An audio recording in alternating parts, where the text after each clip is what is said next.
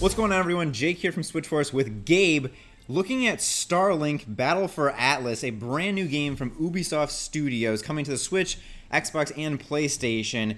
It is like a weird space fighter with modular peripherals that looks like they sell a separate grip for the Switch and then clip-ons for Xbox controllers and PlayStation controllers. And you actually build your spaceship in three-dimensional space on the controller while you're playing the game, which I think is very interesting. And you'll see later on in the trailer the actual physical representation of said attachment. But Gabe, what do you think about playing with the actual spaceship on your controller while you're trying to move the joysticks and push the buttons? Obviously, I don't think this is made for 27-year-old has-been Gabe.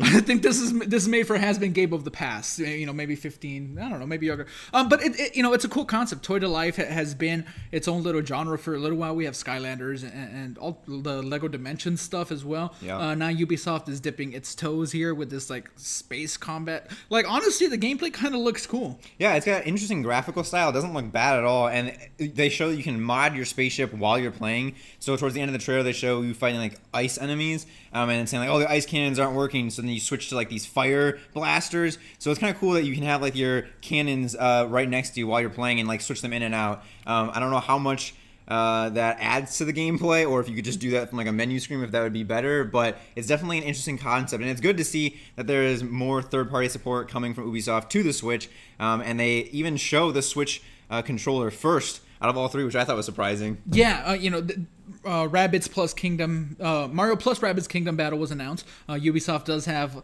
a history of a partnership with Nintendo, and to see this coming, of course, to PlayStation and Xbox One, as you can see here.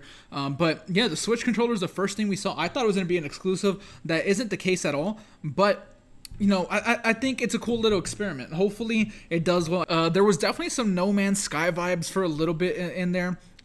Coming from like outer space to the planet, and you seeing the beast and some like weird little similarities there. But I think it looks cool enough. Again, I would have to see like a lot more. I would have to like play it for myself to get a real gauge for what it could be. But for the most part, I think it looks interesting. Yeah, it'd be interesting if they include like motion control at all with the Switch, or how they do that, because it's like a fully spaceship pilot game. I don't think you ever get out, it doesn't look like, but it is combat focused. So we'll see. Let us know in the comments down below what you think, and if you're excited for more third-party support for the Nintendo Switch, make sure to subscribe to Switch Force to stay up to date on all things Nintendo and Switch related.